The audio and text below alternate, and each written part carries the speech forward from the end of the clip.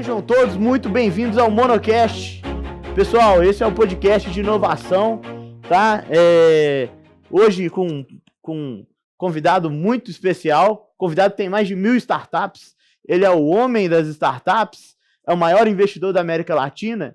João Kepler, chega mais para a gente conversar um pouquinho?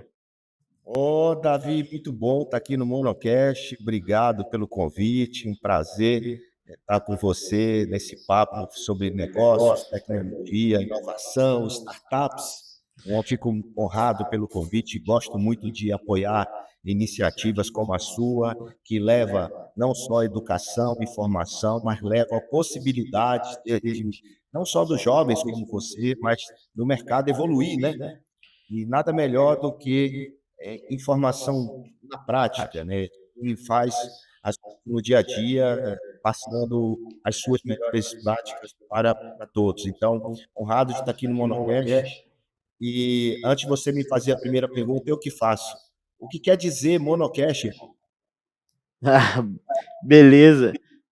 Mono vem de monoceros, né? Que é a constelação de unicórnio, né? Que unicórnio é o significado da startup que vale 1 bilhão. Mas não é de forma superficial, não, tá, João? Para mim, um unicórnio ele representa o quanto a gente serviu, né? Se uma empresa vale 1 bilhão, é porque ela serviu o suficiente para poder valer 1 bilhão. Então, acho que o unicórnio é um símbolo que é tão importante no mundo das startups, e eu quis reforçar também no Monocast, trazendo o unicórnio. E o cast é de podcast mesmo, de talkcast, né? Então, Monocast. E para mim também, o fato de ser uma constelação é algo especial, porque remete ao universo, é algo que eu tenho paixão, né? Eu me conecto com Deus também através das estrelas ali. Então, é a parte da natureza ali que eu mais gosto. Ficou entendido aí Muito o que é bem, então. Monocast? Não, entendi o que é o Monocast, muito legal. O cenário está bonito, né? Você tá bem aí no vídeo, muito legal. Estou aqui para servir, como você falou, servir é a nossa chave que ajuda as pessoas no mercado. Então, estou aqui para servir. Vamos nessa, vamos bater esse papo gostoso nessas 5 horas que nós vamos estar juntos. Não, beleza, João. João, eu já queria começar te perguntando sobre como que é a conversa nos bastidores com seus amigos investidores, empresários, os big players, né, da evolução tecnológica da inteligência artificial, né, ela tende a gerar riqueza de forma exponencial, né, para a sociedade, mas também há muito medo também por parte dos trabalhadores no geral, da população, de ser um comedor de empregos, né? Qual que é a sua visão sobre a inteligência artificial nesse aspecto, João? Bom, realmente nos bastidores a gente conversa muito sobre isso, não só com empresários, mas também com investidores, e os impactos da inteligência artificial no mercado, principalmente de trabalho, né? Que é basicamente o que você está perguntando. Então, para começar, é importante contextualizar que a inteligência artificial, Davi, ela já existia, né? Não é uma coisa nova. Ela pode ser nova em relação ao acesso à tecnologia, à inteligência artificial. Porque com o chat GPT, as pessoas tiveram acesso, ou seja, tiveram como digitar lá e fazer perguntas. Mas a tecnologia ela já existia em termos de laboratório, de pesquisa, embarcada em várias ferramentas já há algum tempo e há muito tempo. Dito isso, importante entender que lá atrás, quando os browsers, né, quando os navegadores surgiram, eles também deram acesso aos buscadores, à internet. Então, lembra lá atrás o Netscape, os navegadores mais antigos, Yahoo, eles foram, aí no Brasil, por exemplo, o Zig, o KD, eles deram acesso à população e ao mercado a uma série de informações que poucos tinham nos bastidores. Então, a gente está vivendo, nesses últimos 1 ano aí, está vivendo a inserção da inteligência artificial no nosso dia a dia. Então, essa é a primeira análise que a gente tem como certeza, né? certeza, ou seja, existe o acesso à inteligência artificial. Então, a partir daí, Davi, é, o, a, várias ferramentas foram criadas para utilizar esse acesso. Já que a população e o mercado têm acesso, por que não as ferramentas que a gente chama de prompt, elas aparecerem e começarem a ajudar e a resolver questões do mercado? Porque a gente tinha muitas questões e temos ainda muitas questões para serem resolvidas e que a inteligência nos ajuda. Então, por exemplo, criação de vários vídeos simultâneos com dublado por outra pessoa, imagens geradas automaticamente, textos que podem ajudar redações. Então, são várias situações que os prompts, através desse acesso, começaram a serem disponibilizados para o mercado. Então, na cabeça dos investidores, principalmente, a gente olha isso como uma oportunidade de investir nessas ferramentas, de investir nas ferramentas, de apoiar negócios que tenham a tecnologia de inteligência artificial embarcados, porque para a gente isso facilita e agiliza o trabalho e reduz tempo e economia de várias coisas, inclusive de processamento. O que gerava muito mais tempo para ser feito, hoje é muito mais rápido. O que antigamente precisava de 10 pessoas para desenvolver, hoje com uma pessoa, quase nenhuma pessoa consegue desenvolver um negócio. Hoje já se fala de empresas unicórnio, de US$ 1 bilhão, a partir de um homem só, usando a inteligência artificial. Então, isso na mentalidade dos investidores, isso é positivo, tá? Então, falando do lado dos investidores, os investidores enxergam como uma oportunidade e a gente vem investindo nesse tipo de negócios que embarcaram a inteligência artificial. Falando de empresários, os empresários estão começando, hoje, depois de um ano e pouco, estão começando a usar essas ferramentas para otimizar os seus processos e os seus negócios. A cabeça do empresário não é de investir na tecnologia. A cabeça do empresário é qual tecnologia posso resolver o meu problema da minha empresa, seja no RH, seja na gestão, seja nas vendas, seja no marketing. Enfim, o empresário ele pensa assim, ó, como e qual e por que essa tecnologia ou essas tecnologias ou essas ferramentas podem ajudar a minha empresa. Então, a conversa de bastidores dos empresários é como, o que e por que eu vou usar essas tecnologias e essas inteligências artificiais. Então, essa é a conversa que roda em termos de empresário. Roda a redução de custo? Claro, todo empresário precisa pensar em redução de custo, precisa pensar em aumentar a receita, precisa pensar em otimizar os seus processos. Do lado dos trabalhadores, né, que você perguntou dos 3 lados, tá, Davi? Do lado dos trabalhadores, é claro, é óbvio que existe uma preocupação de uma inteligência dessa tirar o trabalho dele. Mas ele não pode, isso não pode ser paralisador. Por quê? Porque se for paralisador, ele vai perder a competição. Eu quero lembrar a vocês, todo mundo que está assistindo aqui, que lá atrás, na Revolução Industrial, os trabalhadores estavam no campo, mão de obra no campo, usando o trabalho braçal. Esse trabalho braçal foi muitas vezes transferido na Revolução Industrial para dentro da indústria, que ficou mecanizada, ou seja, aquele trabalho passou a ser repetitivo numa esteira de produção. Mas concorda que a industrialização ela mudou o campo? Sim, Só que sim. o trabalhador, ele precisou se adaptar, ele precisou ir para dentro da indústria, ele precisou trabalhar com máquinas. E é exatamente isso que está acontecendo agora. O trabalhador, ele tem a oportunidade de melhorar o seu trabalho usando também a própria inteligência artificial a seu favor. Não competir com ela, porque ele vai perder.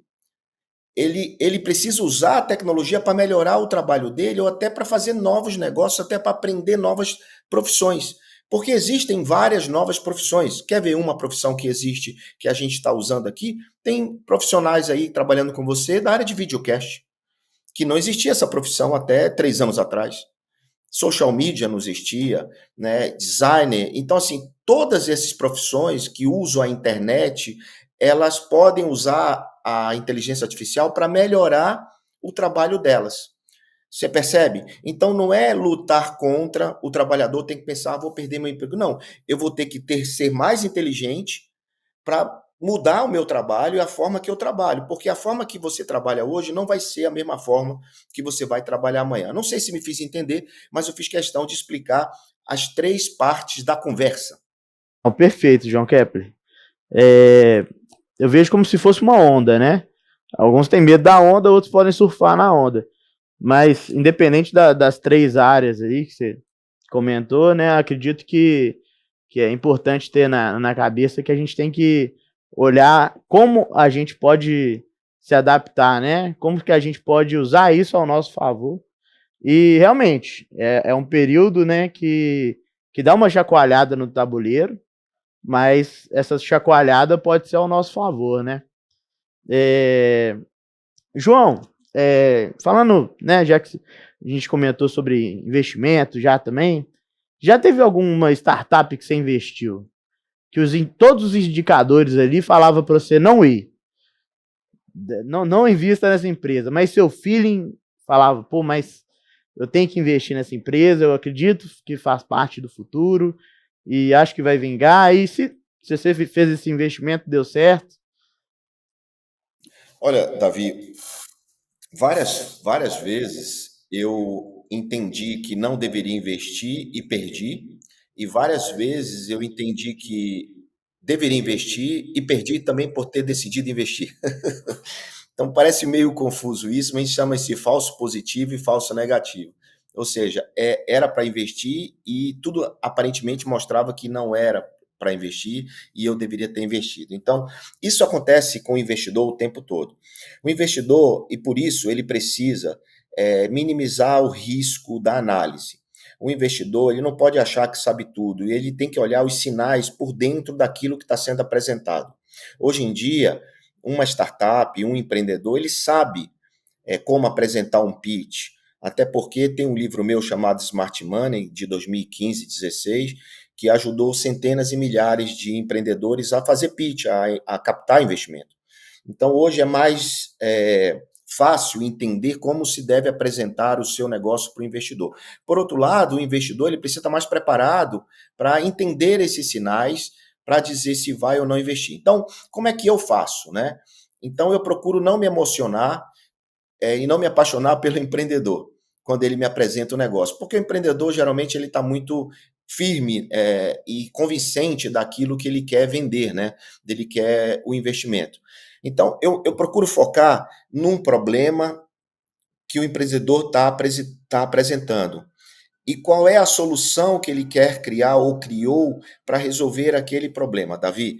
Baseado nisso, eu olho, por exemplo, quem é o empreendedor que está mostrando isso, o que é que ele já fez, de onde ele vem, qual é a capacidade dele. Não é só o que ele estudou, né, mas simplesmente qual é a história desse empreendedor para entender se ele vai conseguir entregar aquele resultado que ele está falando. Depois eu vou olhar se aquele problema realmente é grande e que se tem mercado para comprar aquele problema. Quem é a persona, quem é o cliente que vai comprar daquela startup, né? E depois disso, o conjunto da coisa, se a tecnologia funciona, se a validação foi bem feita, porque precisa de um teste, né, de validar antes de você colocar qualquer recurso naquela empresa.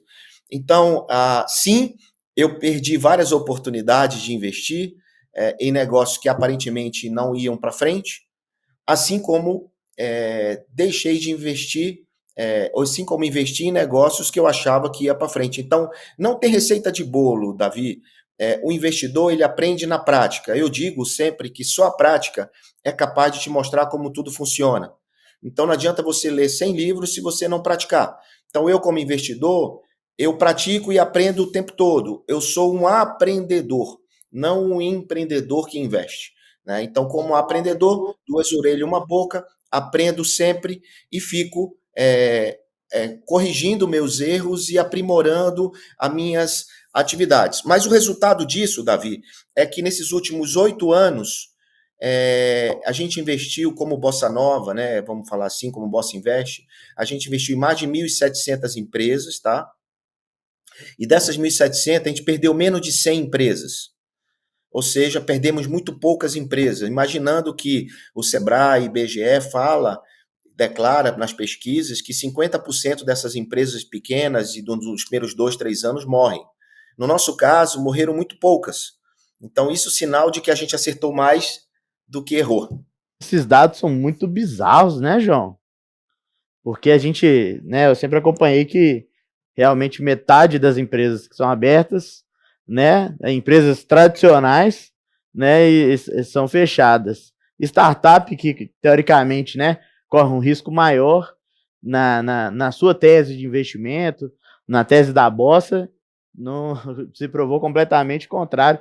Deixar meus parabéns aí, é uma baita de uma conquista, né, 1.700 startups, é, é uma loucura imaginar às vezes, né? É, é muito startup, né, João?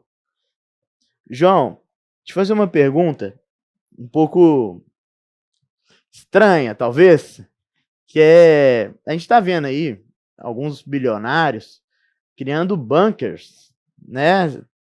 E eu vi que o Pablo Marçal, que acredito que seja muito seu amigo também, né? Também quer criar um bunker. Então, o que está acontecendo? Que história é essa? É esse medo dessa guerra mundial? Porque a guerra mundial, a gente não sabe que é guerra mundial. Ela começa antes de ser divulgada que é uma guerra mundial, né? Começa por pequenos locais ali. Quando se assustou, tá todo mundo envolvido. Você acha que corre esse risco? Você acha que tem gente que é muito precavido mesmo? Esses bunkers aí são necessários e você já está fazendo o seu também? Muito bom, Davi. Bilionários criam bunkers, né? Muito bom. Pablo Marçal cria seu bunker. Olha, Pablo, ele, pelo contrário, acho que Paulo, ele tem, acho não, tenho certeza, Pablo Marçal tem colocado a cara a tapa. Nesse momento que a gente está falando aqui, ele está em Porto Alegre, ajudando as vítimas da enchente que aconteceu lá. Então, ele está com a cara na rua e não com a cara escondida dentro de um bunker. Ele o tempo todo dá a cara a tapa, o tempo todo aparece nas mídias, o tempo todo querendo contribuir e ajudar no ecossistema e na comunidade. Então, não é pelo fato de eu ser amigo dele, é a realidade. A realidade. O Pablo, ele é o cara que mostra a cara e aparece o tempo todo em todos os lugares. É muito acessível o Pablo, tá? Então, agora vamos lá. É fato que o mundo está de cabeça para baixo.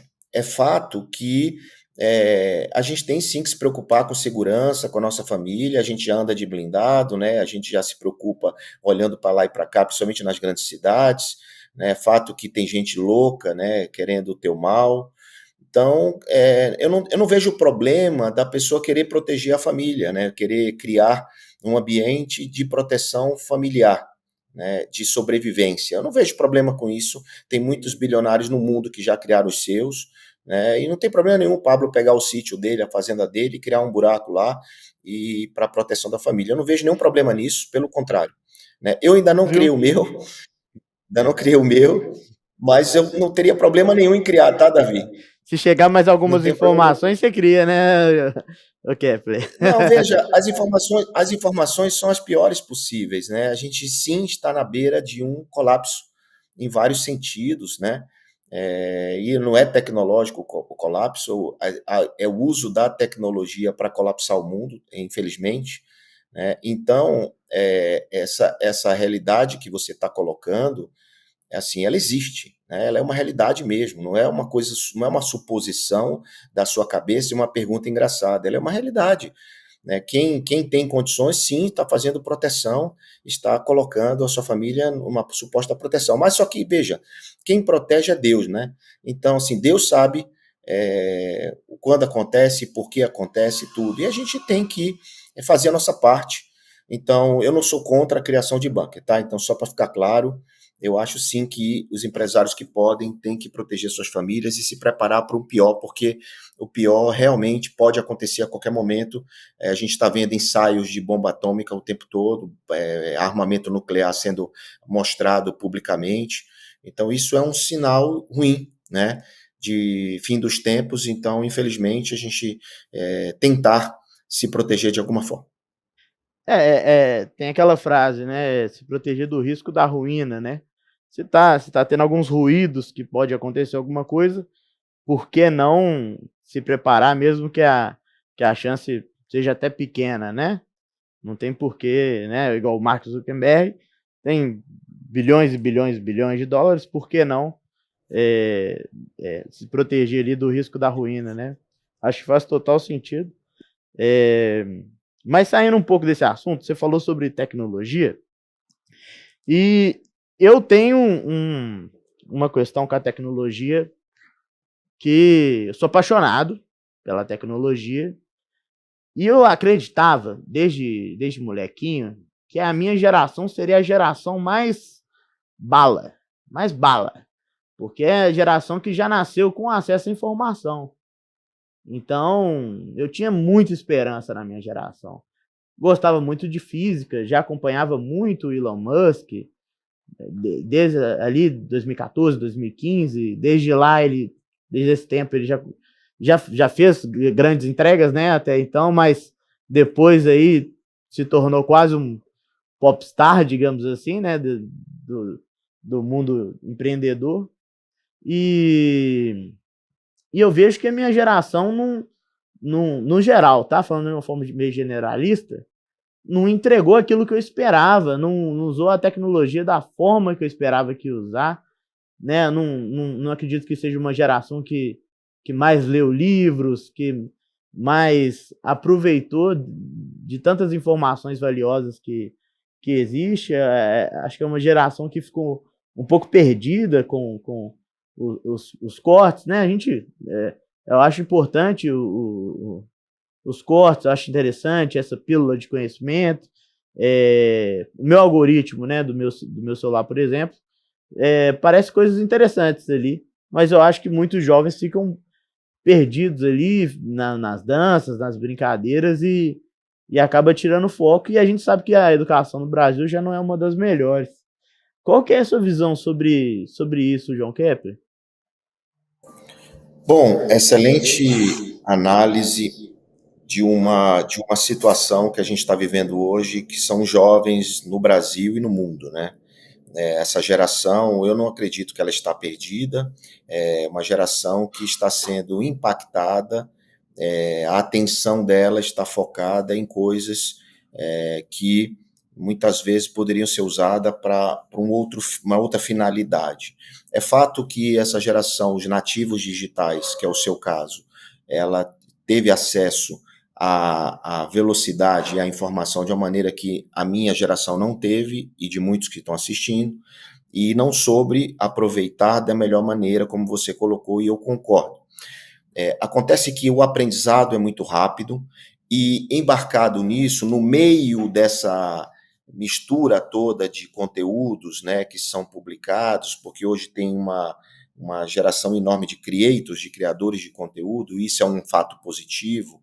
Alguns deles estão trazendo conteúdos práticos, aplicáveis, úteis para esta geração. Então, quando a gente vê, por exemplo, TikTok do tipo 3 passos para aquilo, 5 passos para aquilo outro, 10 passos, acesso à ferramenta tal, isso é uma forma de educação e de impactar positivamente esses jovens, né? Porque os jovens, eles estão pouco pacientes para conteúdos mais longos, como livros, por exemplo, né? Eu não estou falando generalizando, mas eu estou dizendo que a grande maioria quer conteúdos mais curtos, não tem paciência de ouvir um podcast, um videocast de 1 hora. Eles querem negócio de segundos, 20 segundos, 30 segundos, né? Então, a formatação dos cortes através de um conteúdo direto é o que chama a atenção desses jovens. Eu não diria, Davi, discordando do que você disse, que essa geração está perdida. Eu diria que ela está apta a fazer uma mudança mais radical e rápida para o rumo correto das coisas, né? As tretas, o uso da internet para dancinha e essas coisas, elas fizeram e fazem parte do entretenimento, mas elas não podem ser a única coisa como padrão dessa geração, né? É uma geração que ela vai crescer e é uma geração que ela vai precisar ganhar dinheiro. e ela vai usar o que ela entende que é a tecnologia, que essa tecnologia não tem barreiras para ela, para fazer dinheiro com ela. Então, eu acho sim que essa geração, ela não é só frustrante por conta desses que estão focados em coisas bizarras, tretas, sexo, essas coisas todas, coisas antibíblicas, inclusive, satanistas, né? Mas eu acredito muito que a tecnologia ela facilita com que essa pessoa, esse jovem, mude rapidamente e consiga entrar no rumo que ele precisa, que é aprendizado correto. E esse jovem vai ser pai um dia, então ele vai sentir na pele o que é uma educação de um filho e o que precisa fazer. Então, não, eu não acho que a geração está perdida, eu acho que a gente precisa se adaptar mais rapidamente a tudo que está acontecendo, e nós, mais velhos, precisamos entender isso e respeitar o time dos filhos desta geração. Então, você, por exemplo, que é um jovem nessa geração, resolveu fazer este videocast. Ou seja, você faz parte desse grupo, mas você está numa curva, você é um outlier, você é um ponto fora da curva, né? Onde você está trazendo um tipo de conteúdo diferente para um público que pode ser um público da sua idade ou não, né? Onde você conversa com essa idade. Então, quando você falou, me convidou para esse podcast, a primeira coisa que eu pensei foi, vou falar para uma geração mais nova, apesar de saber que tem pessoas da minha idade assistindo aqui. Então, eu concordo que existem muitas distrações e, normalmente, a facilidade de acesso traz distrações, muda a atenção, mas, por outro lado, eu acredito que é uma oportunidade para a nossa geração e até para da sua geração que já entendeu isso, tratar a retenção desse jovem para um outro lado. Ou seja, buscar a atenção dele para manter a retenção dele para um outro lado melhor, para que ele possa prosperar, não só para ele, mas para a vida dos outros, seja através do espiritual, seja através de técnica, seja através de negócios, através do dinheiro, que é uma moeda que fala alto, que grita, né? Então, como ganhar dinheiro? Então, por exemplo, hoje, rapidamente, só para encerrar a sua pergunta, quantidade de oportunidades que esses jovens têm de virar afiliados, de ganhar dinheiro com dropshipping, de fazer coisas no digital, é gigante, né? É gigante. Que não tinha isso lá atrás. Então, eles têm outras oportunidades hoje de ganhar dinheiro. Ou seja, aqui nesse podcast, por exemplo, você pode criar um game, se ele repostar tal coisa, ele ganha tal coisa, um livro do João. Então, assim, isso a gente não tinha, entendeu, Davi? Na minha época, era muito mais difícil fazer esse tipo de coisa. Então, hoje, vocês têm essa facilidade e tenho certeza que essa geração não está perdida. Bom, já que você já deu um insight aí, não foi combinado, tá, pessoal? Mas eu vou sortear um livro do João. Talvez o Se Vira Moleque? Faz sentido, João, pela conversa? Não, não, não. A Se Vira Moleque é um livro para pais, não para filhos. Eu acho que o mais legal é você sortear ou o Inevitável ou o Smart Money. Beleza, beleza. Ou Vou os dois. sortear os dois. Acho que faz sentido Só tem sortear os dois. dois. E se, eventualmente, a gente perceber que tem muitos pais aí, a gente coloca o Se Vira Moleque É aí só o cara também. escrever nos comentários, né? Eu Aí, sou pai, eu quero vai o Se Vira ser, Moleque. A vai gente ser pelo manda. Então Instagram. basta escrever nos comentários aí que a gente vai lendo depois. João, você falou, né? Desculpa aí, mas vou completar minha linha de raciocínio.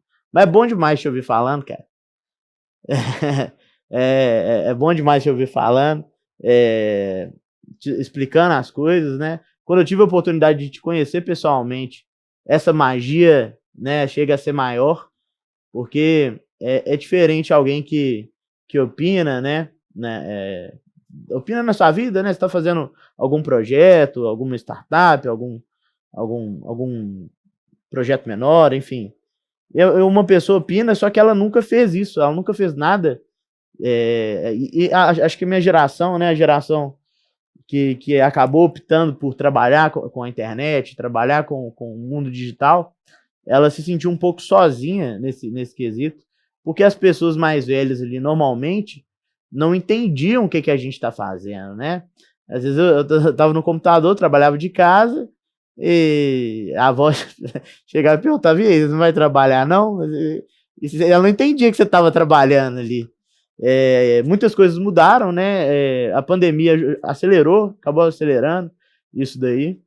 E, e você já tem uma mentalidade de sempre adaptar, né? Eu lembro que eu estava conversando com um rapaz lá em Maceió, e você começou a me ouvir falando, eu fiquei pensando, por que o João Kepler tá me ouvindo trocar ideia aqui?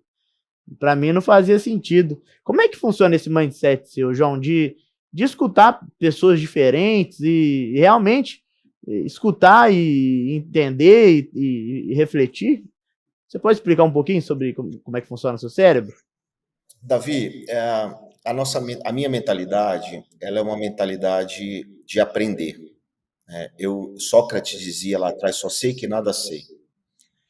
Então, isso eu levo para a minha vida.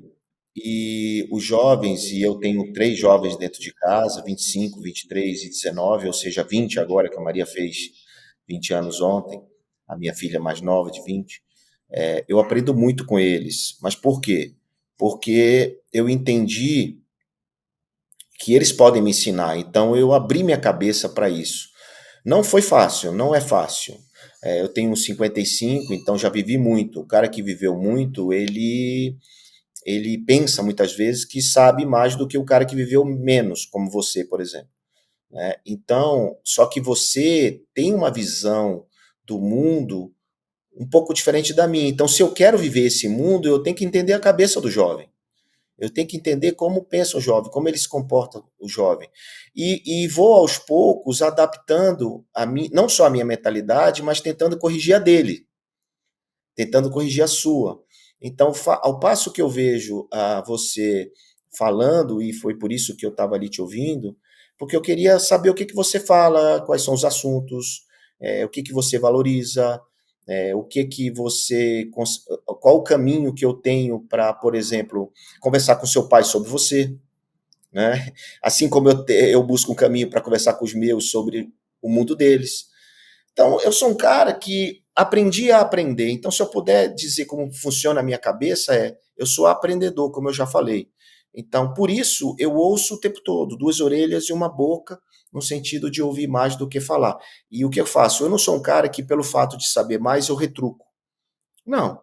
Eu sou um cara que, quando eu não concordo, eu tento entender os porquês. Então, minha maior participação quando eu converso com meus filhos é por quê?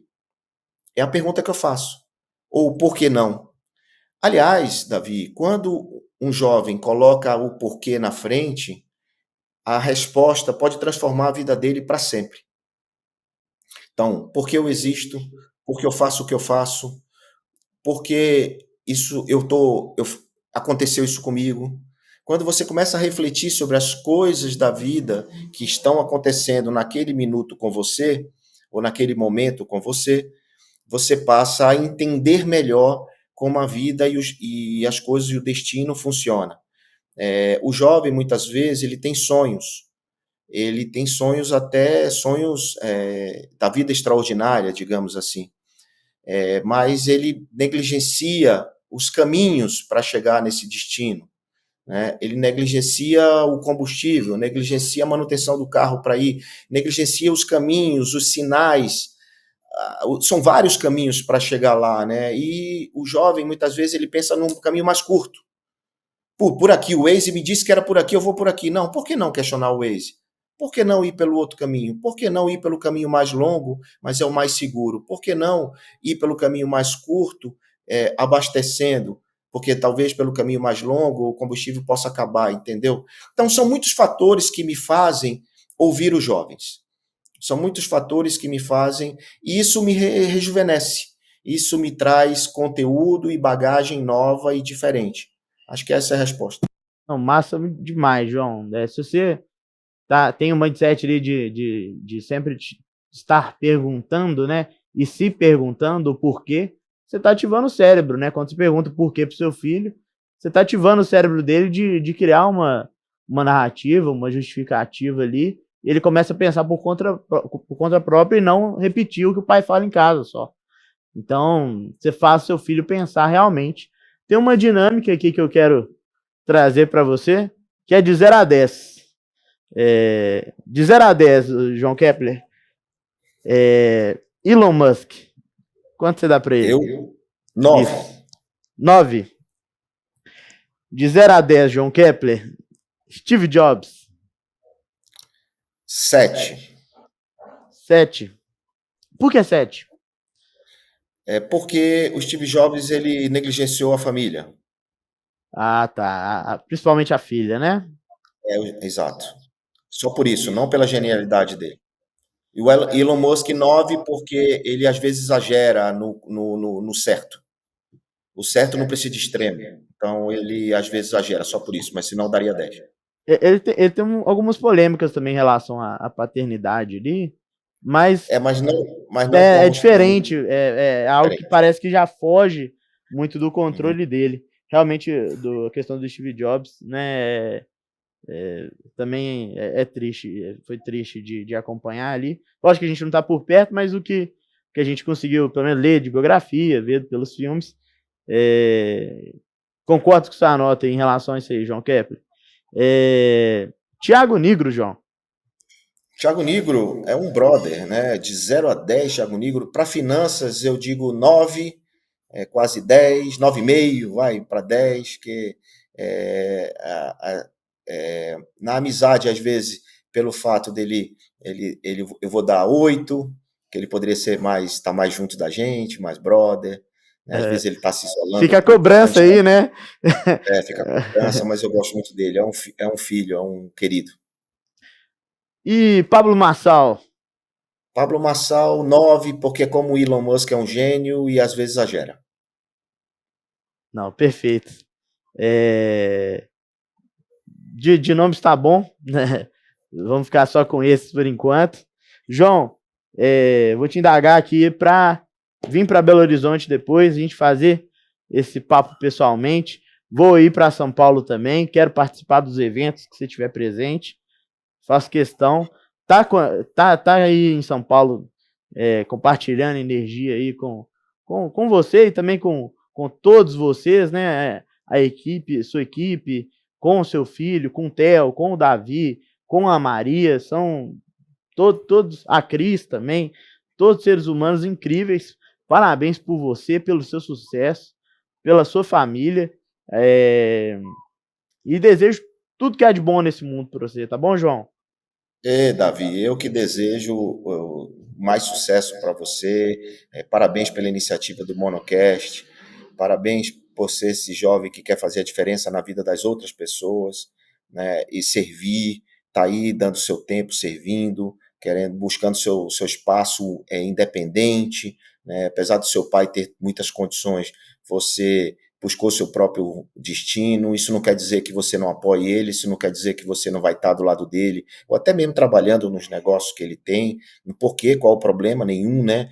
Então, mas aí você está aí servindo, ajudando, querendo aprender cada vez mais. Parabéns pela sua evolução. Eu conheci você lá atrás e o que você é hoje é realmente muito diferente, a sua postura, suas iniciativas. Então, deixo aqui meu aplauso.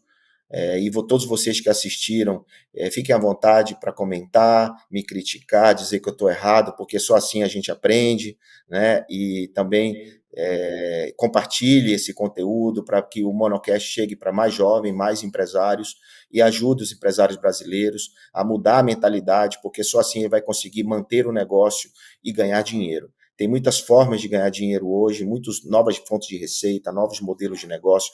Tudo isso, você, empresário, tem que entender que a tecnologia está a seu favor e não contra você. E se você é um trabalhador, aprenda a usar as ferramentas para continuar, para manter seu trabalho, para fazer mais do que é demandado. E você, Davi, me deixa um abraço aqui para o Guilherme, meu amigo, seu pai.